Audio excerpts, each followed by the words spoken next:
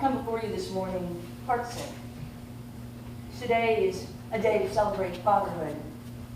The planned scripture reading has a word to say about fathers, yet the tragic events at Emanuel AME Church in Charleston, South Carolina this week cries out for a different kind of discussion this morning. You have all undoubtedly heard by now, a 21-year-old white man went into Emanuel AME Church, an historic Black African-American church, a sacred and symbolic place formed to escape violence of racism on a Wednesday evening. He sought out the pastor and was welcomed into Emanuel's weekly Bible study and prayer meeting. After praying with a small group, which included 3 pastors, several elderly grandparents, and a few other faithfuls, Dylan Ruff murdered 9 of those he had just prayed with, leaving 1 alive to spread terror and fear to her faith family, along with a 5-year-old little girl who had been told by her now dead grandmother to lay down and pretend to be dead, as those around her were murdered. This tragedy strikes close to home because it happened in a house of worship that shares our own name, Emmanuel, God is with us. It strikes close to home because 3 fellow pastors were gunned down that day. And the shooter and the pastors had ties to the Lutheran Church, as do we right here at Emanuel High Church.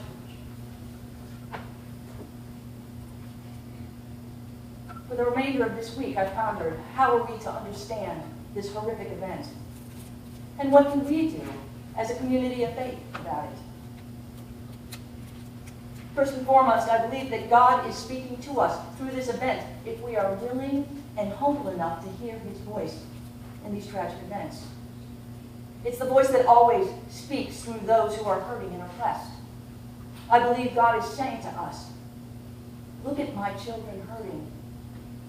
Help my children who are hurting. And secondly, God is calling each of us to take a painful look at how this event came to be. The presiding bishop of the Evangelical Lutheran Church in America was part of our own founding fathers' faith. Also, that presiding bishop had this to say this week. It has been a long season of disquiet in our country, from Ferguson to Baltimore. Simmering racial tensions have boiled over into violence. But this, the fatal shooting of 9 African Americans in a church, is a stark, raw manifestation of the sin that is racism. The church was desecrated. The people of that congregation were desecrated. The aspiration voiced in the Pledge of Allegiance that we are one nation under God was desecrated. Mother Emanuel AME's pastor, the Reverend Clementa Pickney, was a graduate of the Lutheran Theological Southern Seminary, as was the Reverend Daniel Simmons, associate pastor at Mother Emanuel. The suspected shooter is also a member of an ELCA congregation. All of a sudden, and for all of us, this is an intensely personal tragedy. One of our own is alleged to have shot and killed 2 who adopted us as their own. We might say that this was an isolated act by a deeply disturbed man, she goes on to say, but we know that that's not the whole truth. It is not an isolated event. And even if the shooter was unstable, the framework upon which he built his vision of race is not. Racism is a fact in American culture. Denial and avoidance of this fact are deadly.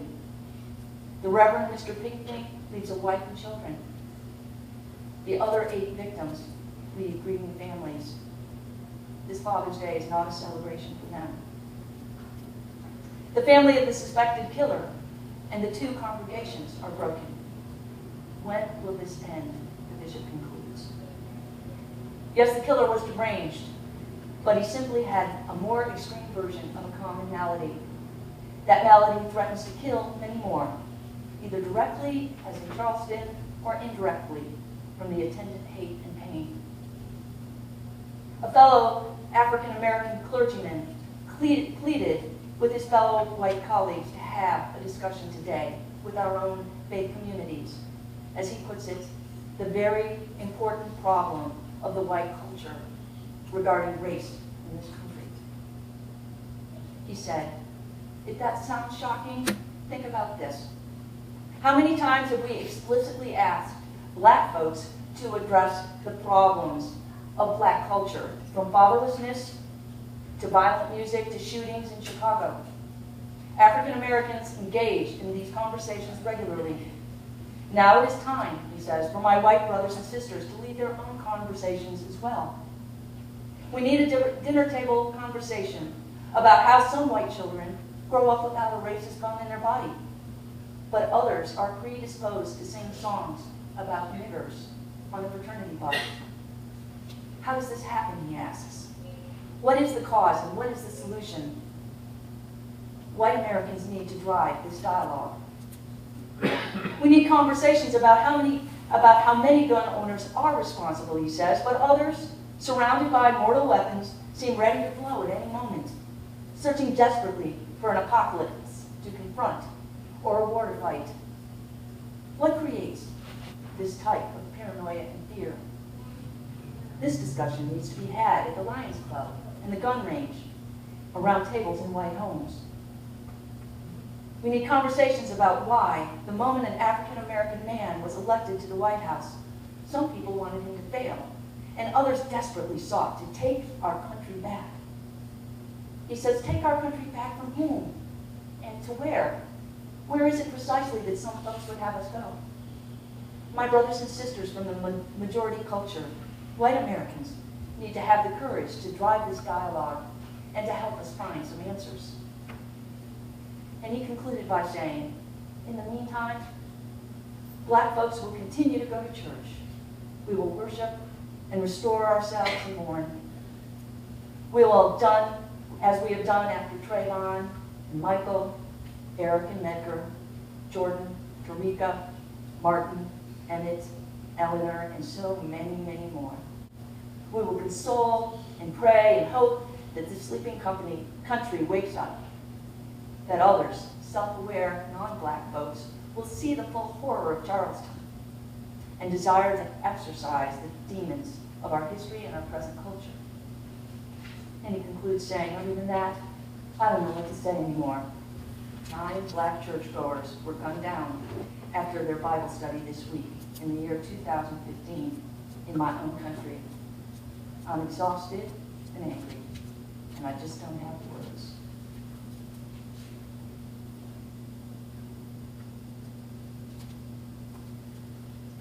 We can all cluck our tongues, and we can say how tragic, and we can set up a cursory prayer today and then move on to the next thing in our lives. But I don't think that that is all that God is calling us to do. Not now, and not this time. God is calling us to address racism in our own families and with our friends and in our workplaces. Last week we talked about the kinds of seeds that we're planting. And Helen alluded to it today in her children's sermon about fathers, the kinds of things our children hear us say and the kind of actions our children see us do. Studies have shown that we are not born with the ideas and values of racism innately within us. These ideas are taught to us by our families and by our communities. And when we stay silent while the shoots of these seeds sprout, and when we don't pluck out these shoots for the weeds that they are, these shoots of sin against some of God's beloved children, we're as much to blame as we help to cultivate them. This morning, before I came to church, I read the manifesto posted on a site registered to Dylan Roof. And I have to say that many of his ideas have been stated in my own family. Many have been stated in this very community. It's online. I recommend you read it and see if you have not thought some of those thoughts yourself. We know who our racist family members are. Now is not the time to sit idly by and ignore it. We must face those we love and face ourselves and challenge the prejudice in them and in ourselves as well. We must say no more to the sin of racism, especially when it's a system that holds others down and gives us a slight boost up. Someone planted the seeds of racism and hate and fear in Dylan Love. Sure, they didn't pull the trigger of the gun. He reloaded 5 times to kill all 9 churchgoers, 9 of our Christian brothers and sisters. But they helped reinforce the statements he made just before he murdered those he had just prayed with by their silence. When he said, "You rape our women and are taking over our country, and you just have to go." And the operative word here is you. You rape our women. You just have to go. As in, you are not one of us. Paul teaches in Galatians, there is neither Jew nor Gentile, neither slave nor free, nor is there male or female, for you are all one in Christ Jesus. There is no you. There's just us. We are all us.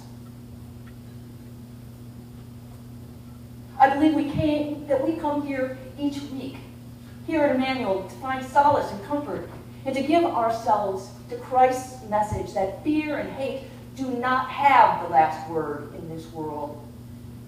That in God's kingdom, all are welcome, valued, and equally loved.